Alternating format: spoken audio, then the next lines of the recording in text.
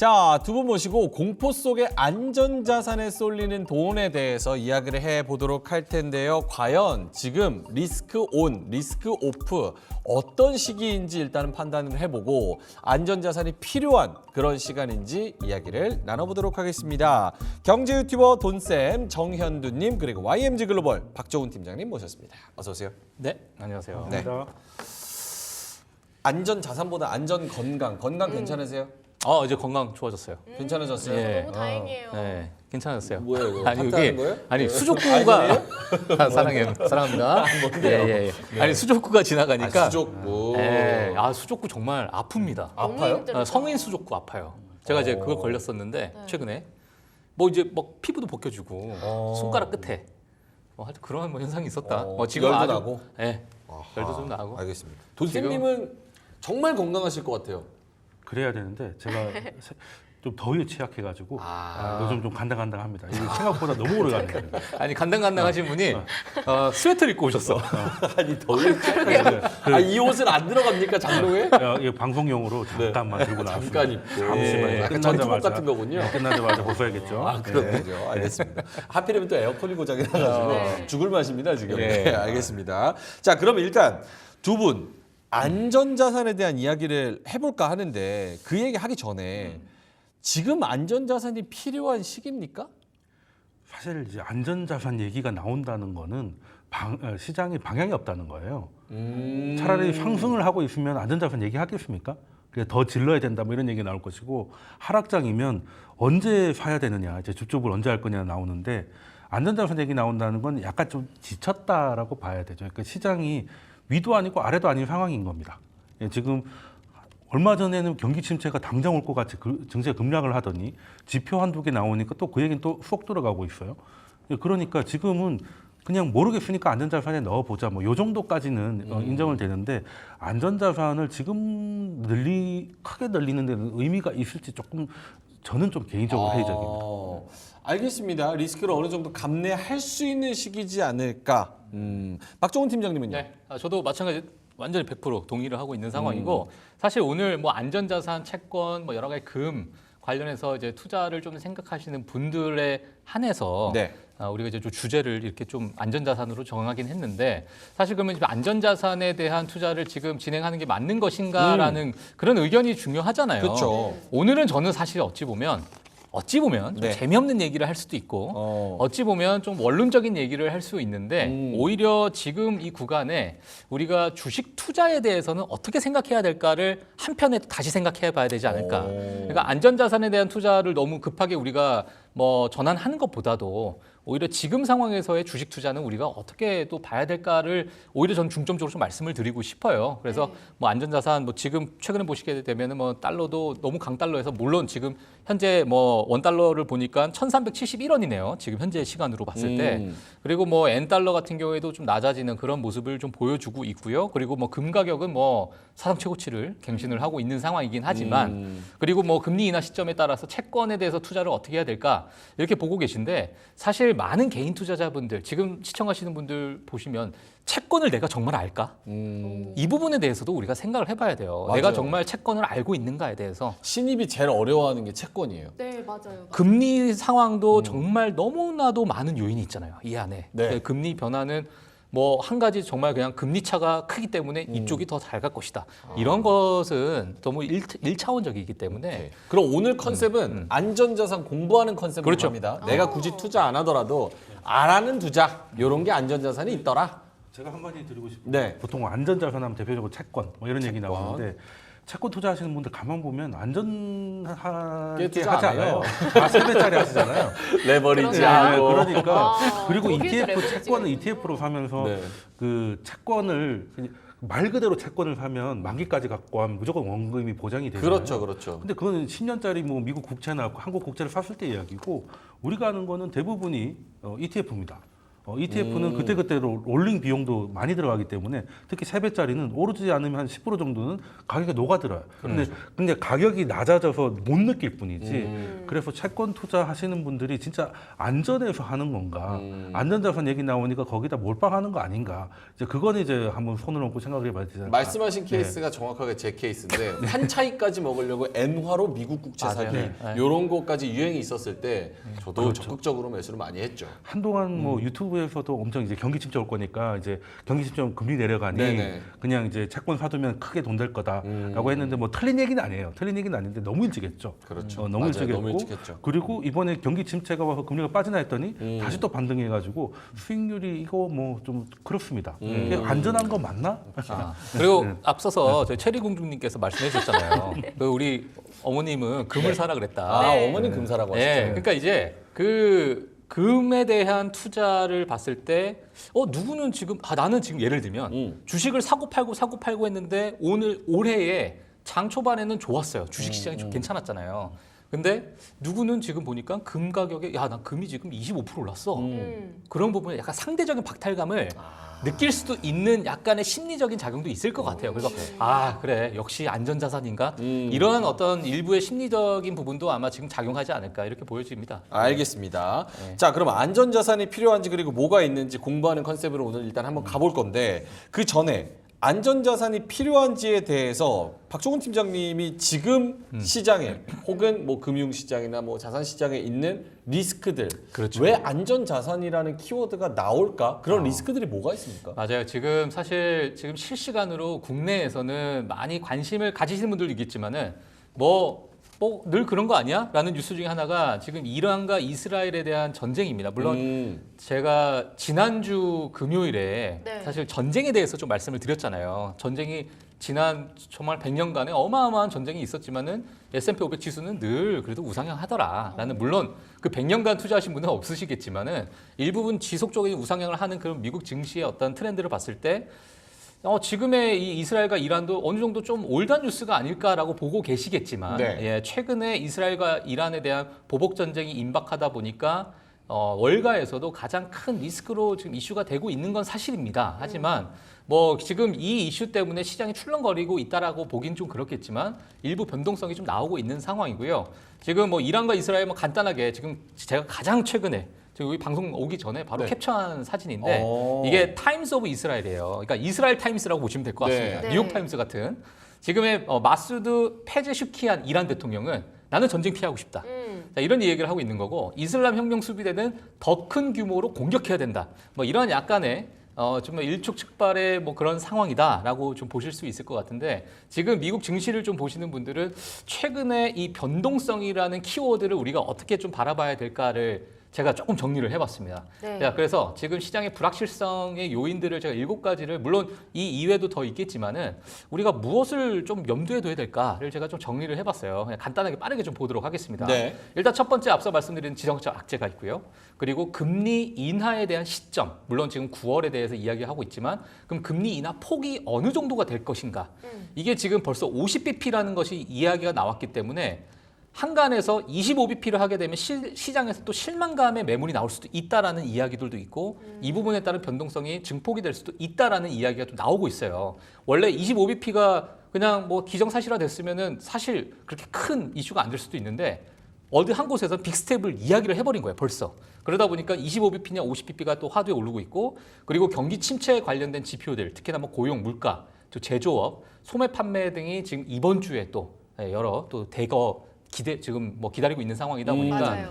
CPI 발표도 아마도 좀 큰 영향을 줄 수도 있을 것 같고요. 물론 한간에서는 물가 지표가 이제 큰 영향이 안 줄 수 있을 것이다. 오히려 고용 지표에 대해서 우리가 좀 집중해야 된다라는 이야기. 그리고 빅테크들의 AI 실적에 대한 가시화가 하반기는 어떤 전망이 있는가가 또 중요하고 또 미 대선 자체도 지금 엄청난 변동성입니다. 벌써 트럼프의 피격 사건이 점점 잊혀져 가고 있어요, 사실. 카말라 해리스 부통령이 점점 이제 지지율이 올라가다 보니까 과거에 정말 신이 내린 미국 대통령 신이 내린 것이다. 이런 이야기가 나올 정도의 그 피격 사건의 이후로 지지율이 왕창 올라갔었던 그런 트럼프 후보가 최근에는 또 그런 부분이 싹 없어지면서 몇 주 만에 이것도 지금 엄청난 변동성이거든요. 여기에 따른 또 엔비디아 실적 발표가 또 있고요.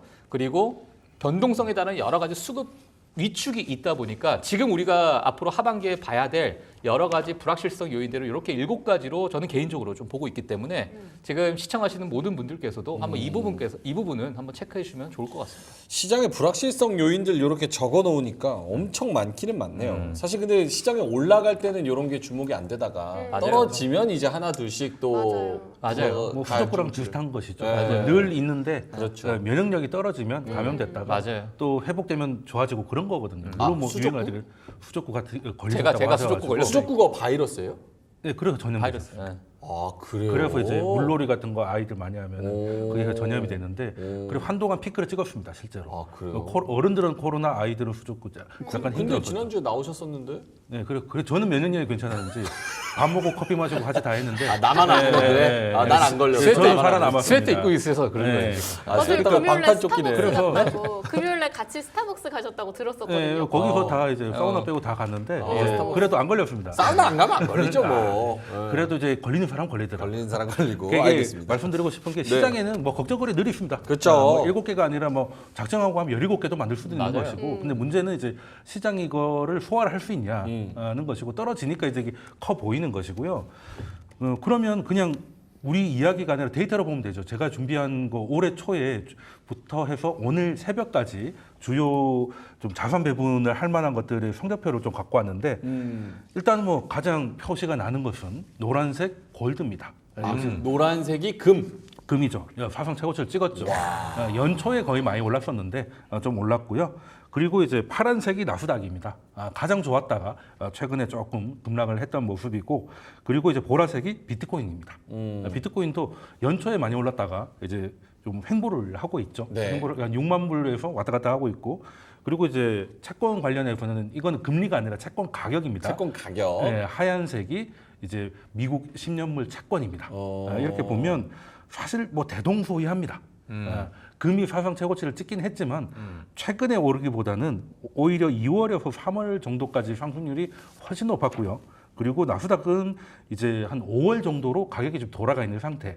그래서 보면 이게 뭐 크게 안전자산이라서 좋고 뭐 이게 지금 와서 보니까 다 거기서 거기입니다. 채권도 금리 빠져서 좋을 줄 알았는데 생각 보니까 올라갔다가 다시 금리가 반등하면서 다시 돌아와 버렸어요. 그런 거 보면 그럼 어떻게 나누는 게 좋을 것인가? 우리가 안전자산을 찾는 거는 위험자산을 갖고 있기 때문에 좀 해지 개념으로 안전자산을 좀 섞는 거잖아요. 네. 그럼 어떻게 섞으면 좋을까? 이렇게 보니까 다 거기서 거긴데 그래서 골드만삭스에서 약간 추천한 레시피가 있습니다. 네, 하나 다음 화면 보여드리면 여기 보면 이제 하늘색이 M7입니다. 우리한테 가장 관심이 많은 M7이고 주황색이 이제 테크주를 빼고 하는 것들. 그러니까 너무 M7이 너무 달렸으니까 좀 위험하다고 생각하는 분들은 기술주를 뺄 수도 있겠죠. 아니면은 분산의 끝판왕이 있죠. 전 세계에 투자하는 거. 그게 이제 MSCI 월드 지수입니다. 월드 지수. 근데 분산이 너무 고르다 보니까 수익률은 조금 제일 낮게 있죠. 네. 그러면 한때 제일 높았던 건 M7인데 원래대로 M7. 돌아왔으니까 가장 마음 편한 게 가장 위에 있는 파란색, 짙은 파란색이죠. 근데 이거 처음 들어보셨을 겁니다. 이게 뭐예요? 그라놀스는 뭐지? 뭐 이런 생각을 하실 건데 그래놀라? 뭐 그래놀라 같기도 하고 저도 이걸 어떻게 읽어야 될지 모르겠는데 사실 저도 그렇게 예, 얘기했어요. 그래놀라 아니에요? 그래놀라 먹는 그 우유에 타서 먹는 거 아닌가요? 맞아요. 그 곡물. 근데 곡물이 잘 섞여 있잖아요. 골드만삭스가 이걸 잘 섞어준 거예요. 원래 말장난하기 좋아합니다. 이런데 뭐 브릭스라는 단어도 한때 엄청 유행했는데 피그스, 브릭스. 브릭스란 단어를 만든 데가 골드만삭스입니다. 아. 그때 부사장이 그런 얘기 했는데 그래놀라는 뭐예요? 그럼 지가 어떤 거냐면 골프만 있죠. 치는 골프 말고 골프만. 걸프만. 네. 그 석이 나는데 그렇죠. 걸프만. 그렇죠. 그리고 이제 R이 러시아입니다. 러시아 한동안 좋았지 않습니까? 예. 그리고 A가 호주입니다. 오스트레일리아. 예. 그리고 N이 노스 아메리카, 북미 지역. 뭐예요 이거는? 그리고 O가 어덜인데 어떤 거냐면 이제 골프는 이제 거의 오일이잖아요. 네. 자원 많은 국가들. 꼭 원자재 기름이 아니라 원자재 오일. 보유 국가들. 그리고 L이 라틴 아메리카.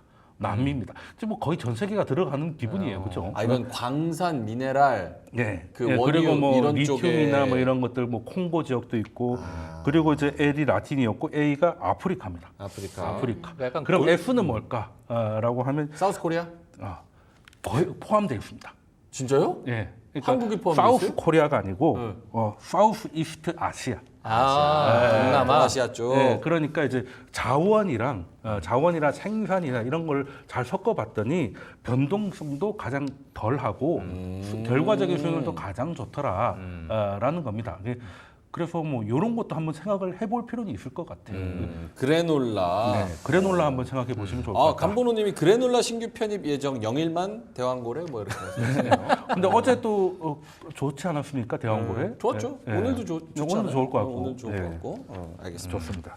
그래서 여러 가지 매그7부터 시작해서 세계 지수 여기다가 뭐 테크주, 그래놀라스 뭐 이런 거를 비교를 해 보니까 네. 그래서 뭐가 제일 좋다는 거예요? 그래놀라가 제일 좋았다. 그래놀라가 제일 좋았다. 한동안은 M7이 좋은 것 같았는데 돌아와가지고 그러면 사실 올라갔다 내려오는 것도 이게 스트레스잖아요. 네. 예, 그러니까 변동성이 작고 결과적으로 수익률이 좋은 게 투자자의 마음에 안정적이니까 이왕지 안전자산을 생각하시는 분들은 네. 변동성을 좀 줄이고 수익률을 조금 기대할 수 있는 그런 걸 찾으셔야 될 것 같은데 분산할 거면 아까 말씀드렸듯이 원자재 그리고 생산 그리고 이제 북미하고 남미는 이제 뺄 수 없고 그 정도로 섞어주시면 예전에 브릭스하고 좀 다른 거죠. 네. 예전에 브릭스는 대부분이 이제 뭔가 개발하고 뭐 이런 게 좀 많았는데 이제는 이제 자원 쪽에 좀 힘을 쓰고 있고 그리고 생산은 아시아 쪽 그리고 원자재는 이제 남미 그리고 이제 시장은 북미 이런 식으로 하는 게 현재까지는 좀 좋았더라. 그러니까 뭐 여러 가지 믹스 자산들이 이런 게 있더라. 네. 그리고 이게 얼만큼 올랐더라. 요 정도로 시총 표현해. 크기를 보고 이제 본인께서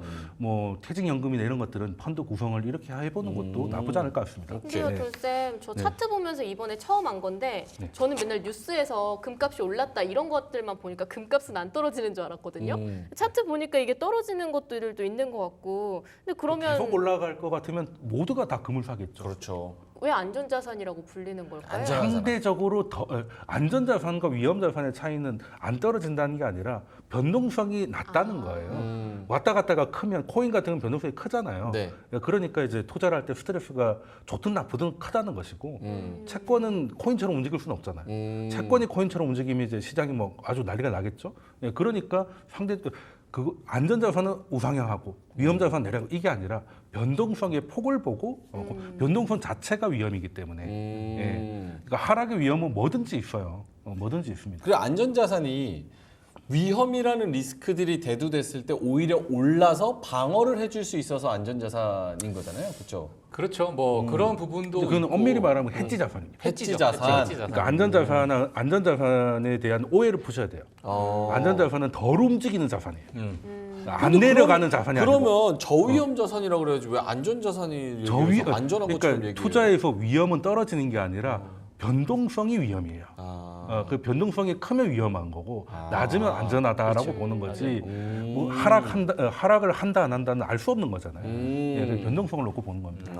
그래서 지금 사실 뭐 앞서서 말씀을 잘 해주셨는데 지금 뭐 월가에서도 최근 들어가지고 이번 변동성이 한번 쓱 지나갔잖아요. 지난주에 네. 지나고 나서 그 주간 이 데이터를 또 통계를 좀 냈는데 지금 경기 민감주들은 상당히 많이 빠졌고요. 이게 경기 방어주로서 전환을 하고 있는 그러한 데이터도 많이 나오고 있습니다. 그 급격하게 최근 들어가지고 자 그러다 보니까 뭐 앞서서 이제 안전자산에 대해서 얘기를 했지만 경기 방어주라고 하게 되면 일반 뭐 어찌 보면 뭐 유틸리티나 뭐 여러 가지 에너지나 이렇게 큰 변동성을 주지 않는 그런 섹터들을 얘기하는 건데 필수 소비재나 이런 부분인데 그 부분이 사실은 이제 큰 어떤 뭐 불확실성에 따라서 크게 움직이지 않다 보니까 그런 부분으로 자산이 조금은 좀 이동이 되고 있다. 뭐 이런 이야기도 좀 나오고 있습니다. 지금. 예. 그러면 하나하나 좀 말씀을 해주시면 좋을 것 같아요. 안전자산 살 수 있는 거 뭐 있어요? 채권, 금, 뭐 달러 얘기하는데 달러보다는 엔화가 나은 것 같고 뭐 그런 여러 가지 생각을 해봤을 때 안전자산으로 두 분이 꼽는 것 중에서 제일 매력적인 거는 뭡니까? 박종훈 팀장님부터. 안전자산에서 저는 만약에 거기서 해야 된다라고 하면 네. 뭐 지금의 어떤 추세를 이어가고 있는 금이겠죠. 예, 저는 금. 금이라고 생각이 드는데 제가 오늘 준비한 내용은 사실 안전자산에 대한 투자하지 말고 다시 주식 시장에 대해서 한번 보자. 예, 어찌 보면 약간 주제는 또 다른 이야기일 수 있는데 최고의 수비는 최고의 공격이다. 그렇죠. 그래서 오히려 주식 시장에 주식 투자에 대해서 우리가 어떻게 좀 바라봐야 될까를 저는 좀 준비를 했어요, 사실. 예, 그래서 그 부분을 제가 좀 빠르게 한 5분 정도 해서 좀 말씀을 좀 드려 보도록 하겠습니다. 긴가요? 혼자 5분을 아, 하겠다는 그게 거예요. 알아서 3분으로 줄이겠습니다. 예. 네네네. 알겠습니다. 예, 조금 이제 화면 한번 보여주세요. 네. 화면 주식 보시면. 투자를 죽어도 주식 투자를 해야 되는 이유 5분에서 제가 3분으로 줄여봤습니다. 네. 그 이상은 안 돼요. 아, 그 이상 힘들어요. 네, 그다음에 이제 내고가 안 됩니다. 네네. 자, 이제 화면 한번 보시게 되면 사실 지난 20년간의 예금과 어떤 투자에 대한 물론 예금에 우리가 투자하겠냐 뭐 그러신 분은 많이 없으시겠지만 우리가 투자와 예금에 대해서 우리가 쭉 보게 되면 지속적으로 투자에 대한 그런 부분이 우리가 좀 각광을 받고 있고요. 그래서 이 투자 자산에 대해서 우리가 어느 부분을 우리가 결정하느냐에 따라서 일부 뭐 수익률이 좀 다를 수 있겠지만 우리가 이제 그러한 너무 이제 지금의 경기 침체다 안 되겠다 내가 막 현금을 갖고 있어야지 또는 아주 보수적인 그런 안전자산에다 투자해야지라고 하는 그런 일련의 과정이 있지만 과거에 여러 어떤 변동성이 있을 때는 꾸준하게 지속적으로 이제 우리가 주식 투자를 해왔던 그런 부분이 있어가지고 수익률이 좀 좋았다 이렇게 보시면 될 것 같고요. 그래서 물론 타이밍을 잡자는 얘기는 아니에요. 지금의 뭐 이렇게 흔들리고 있는 상황에서 지금 막 사야 되냐 이런 건 아니지만 우리가 좀 꾸준한 어떠한 장기적인 관점으로 좀 봐야 된다라고 좀 말씀을 드리고 싶고 최근에 사실 인플레이션이 크게 이제 대두가 되고 있는 상황인데 인플레이션에 대한 이해도 우리가 좀 필요합니다. 왜냐하면 시간이 지나감에 따라서 우리가 가지고 있는 현금에 대한 자산이 그래도 지속적으로 감가가 되기 때문에 이 부분에 대해서 우리가 물론 10년, 20년 이 단위로 지금 나오고 있는 것이지만 이 노란색 부분이 10년 단위로 지나갈 때마다 인플레이션에 따른 어떤 현금성 자산이 계속 감가가 되는 그런 부분을 나타내는 건데 이 부분에 대한 우리가 이해도 좀 필요한 거죠. 그래서 이것보다도 조금 더 아웃퍼폼하는 그런 투자 자산에 대해서 우리가 조금 더 좀 깊게 생각해 봐야 되지 않나. 그런 생각이고요. 뭐 과거 이제 찰리 먼거 선생님께서도 뭐 늘 얘기했다시피 복리에 대한 이해가 좀 필요한 거죠. 물론 지금 단기적으로 트레이드 하시는 분들은 조금은 좀 다를 수 있겠으나 조금은 장기적인 내가 젊었을 때부터 뭐 오후 50대, 60대까지 어떤 장기적인 트렌드로 보게 되면 이 복리에 대한 어마어마한 마법이 또 있기 때문에 이 부분에 대해서도 우리가 좀 지켜봐야 된다. 자, 그러면 내가 그럼 도대체 어디에 투자해야 되냐? 어디에 투자해야 무슨 얘기를 돼요? 하는 거냐? 이렇게 또 보실 수 있을 것 같아요. 네. 우와. 과거의 이 섹터에 대한 선택을 우리가 어떻게 봐야 되냐 봤을 때 2009년부터 2023년까지의 어떠한 섹터가 가장 우위에 있었나를 보게 되면 오. 정말 알록달록하죠. 그렇네요. 예, 어느 하나의 섹터가 압도적인 그러한 퍼포먼스를 보인 적이 물론 최근 들어가지고 2019년 이 주황색이 지금 주황색이 제일 위에 또. 있는 부분이 이게 네. 테크주입니다. 아, 테크 섹터인데 주황색이 좋아 보여요. 최근에 이제 주황색이 좋죠. 예, 어. 상대적인 아웃퍼폼도 보였고 뭐 정말 엄청난 수익성을 보이고 있지만 뭐 앞으로도 계속 주황색이 갈 거냐라는 부분에 있어서는 우리가 다시 한번 생각해 봐야 되는 거예요. 왜냐하면 늘 시계의 어떤 섹터의 변화는 늘 일어나기 때문에 자 그렇게 되면 우리가 여기서 섹터의 선택을 정말 기민하게 하시는 분들은 선택을 정말 잘 하시겠지만은 우리가 정말 기민하게 단기 트레이드를 하기 힘드신 분들 또는 뭐 분기별로 트레이드 하기 힘드신 분들은 저는 이렇게 좀 말씀드리고 싶어요. 사실 어찌 보면 우리가 안전자산, 골드나 여러 가지 채권에 대해서도 있겠지만 S&P 500 지수가 늘 중간 이상 같습니다. 연평균 수익률이 10%에서 12%. 예를 들면 배당금까지 우리가 추가를 하게 된다면 12%의 수익률을 주고 있는데 그래서 지금 2009년부터 해서 지금 하얀색으로 보이시는 부분을 아마 딱 보실 거예요. 중간 위치에 늘 위치했기 때문에 만약에 내가 안전자산에 대한 투자를 조금 고려하시는 분들은 오히려 지수에 대한 투자를 하시는 것이 조금 더 좀 수익률이 있어가지고 좀 안정적으로 가져갈 수 있지 않을까 저는 이렇게 생각해서 이거 준비를 좀 해봤습니다. 알겠습니다. 3분 됐죠? 3분? 네, 3분이요. 딱 정확하게 3분이었습니다. 네. 그래서 뭐 사라는 거예요? S&P 500 S&P 지수. 500. 네. 네. 원론적인 얘기 하셨네요. 네, 고맙습니다. 3분 동안. 미리 그래서 밑밥을 깔았었어요. 알겠습니다. 돈쌤님은 어떠세요? 안전자산에 뭐 소개를 해주시고 싶으시면 하셔도 되고 아니면 저는 뭐 개인 투자자의 입장에서 뭐 달러 사고 금 사고 이럴 돈이 있습니까? 그 의미 없어요, 네, 진짜. 뭐 사실 뭐 책에서 보면 달걀을 한 한 바구니에 바구니에 담지 담지 말라고 말아라. 하는데 사실 달걀 별로 없으시잖아요. 네. 아니 바구니도 없어요, 바구니도. 아니, 바구니가 있어도 한 뭐 계란이 한 판 정도 있으면은 뭐 바구니에 담으면 큰일 날 수도 있겠다 생각하는데 뭐 많아봐야 두세 개 정도인데 그쵸. 그거 가지고 이제 하기에 좀 그렇고요. 그리고 안전자산이 좋긴 합니다. 필요하긴 한데 문제는 안전자산을 가지고 있게 되면 네.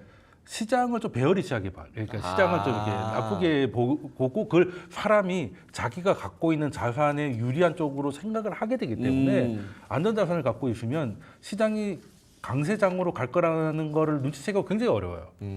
그래서 하락할 때는 기분이 좋을지 모르겠으나 올라갈 때 주식이 없는 그런 상황이 오기 때문에 전 개인들이 안전자산 현금이라고 봅니다.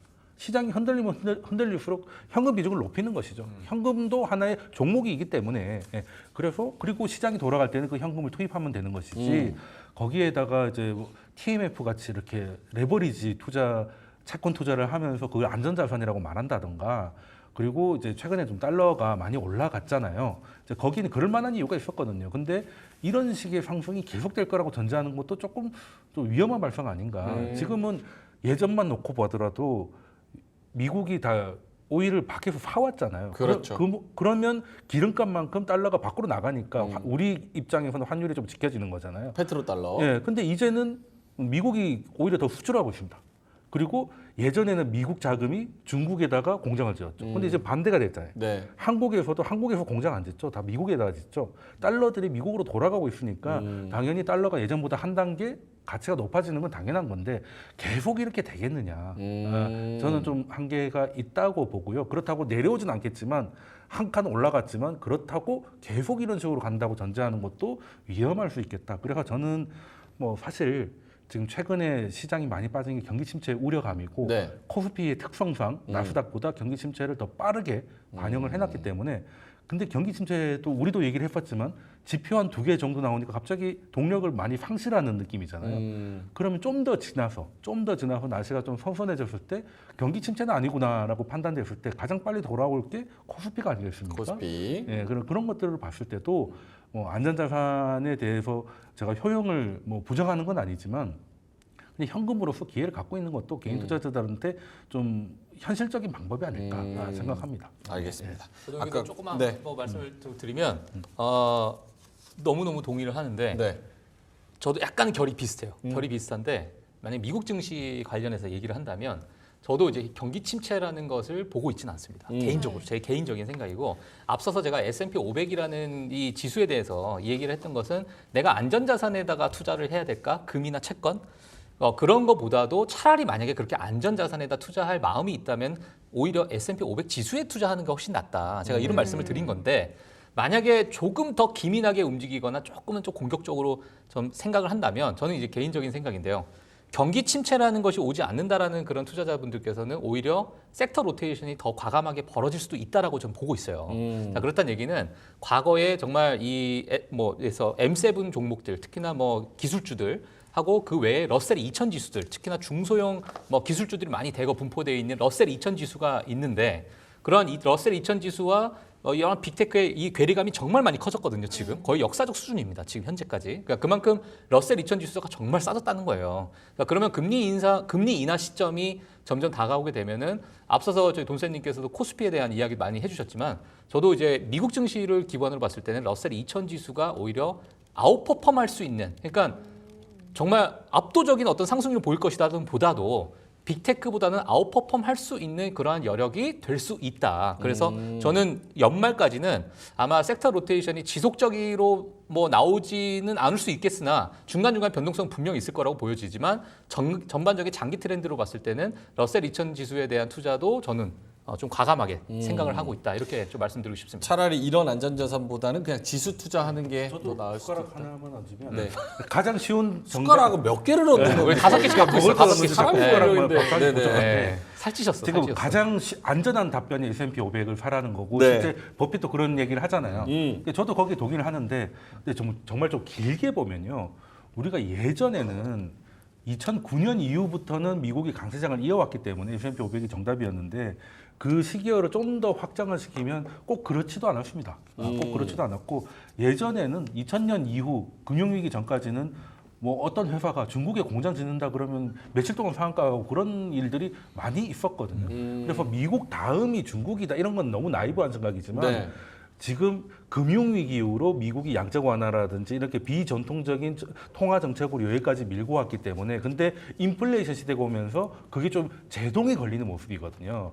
그러면 이게 2009년부터 지금까지 이어졌던 미국 주도의 증시의 구도가 약간은 의심받을 수 있는 시기가 다가왔다는 거죠. 예전에는 인플레가 없었기 때문에 네. 그냥 과감하게 돈 풀면 되는 거예요. 돈을 풀고 그리고 트럼프 같은 정권이 들어와서 감세를 하고 하면 계속 부스팅을 했었는데 이제는 미국도 예전처럼 30 몇 프로의 법인세도 아니고 그리고 이제는 양적 완화 같은 거는 이제 얘기도 안 나오는 상태죠.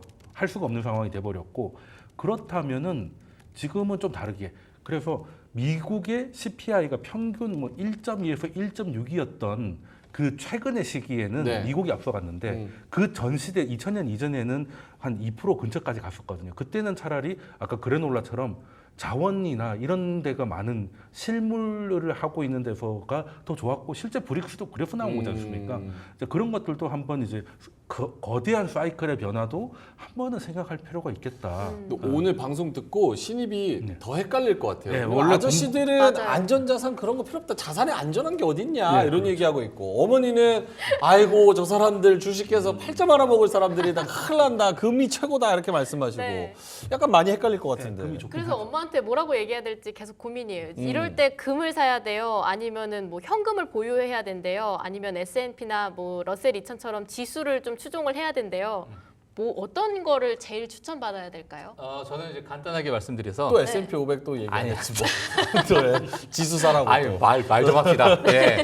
말 좀 하고 그다음에 했잖아요. 대답하세요. 예. 네, 알겠습니다. 자, 일단 저는 지금 상황에서 사실 변동성이 커요. 변동성이 큰 시장은 맞고 지금의 어떤 반등이나 여러 가지 뭐 요인들이 나와 있는 상황에서 무리하게 우리가 투자를 할 타이밍은 아니라고 봅니다. 뭐 물론 제가 뭐 타이밍을 재고 뭐 그렇게 투자를 하시라는 얘기는 아니지만 지금의 이 변동성을 우리가 굳이 위험을 그렇게 안고 가면서 이렇게 투자해야 될 시기일까라고 봤을 때는 아직까지는 조금 지켜봐야 될 여러 요인들이 좀 있다.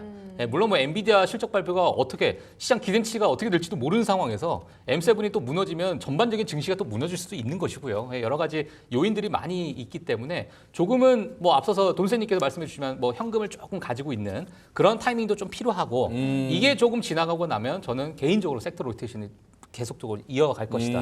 자, 그래서 중소형 기업들, 또 특히나 그러한 지수를 추종하는 그런 ETF 같은 경우에도 저는 좋은 투자 대안이 될 거다. 오케이. 그렇게 말씀드리고 싶습니다.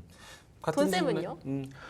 저는 뭐 최근에 좀 악재라고 하면 꼭 나오는 게 지정학적인 리스크인데 그렇죠. 근데 지정학적인 리스크가 시장을 뭐 무너뜨리고 이런 거보다는 시장의 색깔을 좀 바꿀 것 같아요. 예를 들어서 뭐 미국의 지금은 대통령 후보가 됐지만 부통령으로 해리스가 됐을 때 그 이후에 인도 차트를 보면 이제 드라마틱하죠.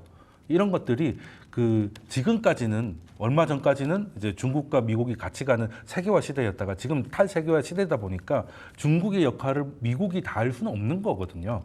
그거를 어느 정도 받을 수 있는 나라들의 기회가 분명히 있을 것이다. 그리고 뭐 멕시코라든지 아니면 뭐 베트남 같은 그런 국가들에서도 기회가 보이기 때문에 저는 이제 지금까지의 구도에서 약간 시장 색깔이 바뀌는 게 있을 수 있고 그리고 금은 금리 인하할 때는 우호적인 건 분명합니다. 사실은 금의 약점이 갖고 있으면 이자를 안 준다는 거잖아요. 근데 이자가 줄어드니까 불리함이 줄어드니까 효과가 있었던 것이죠.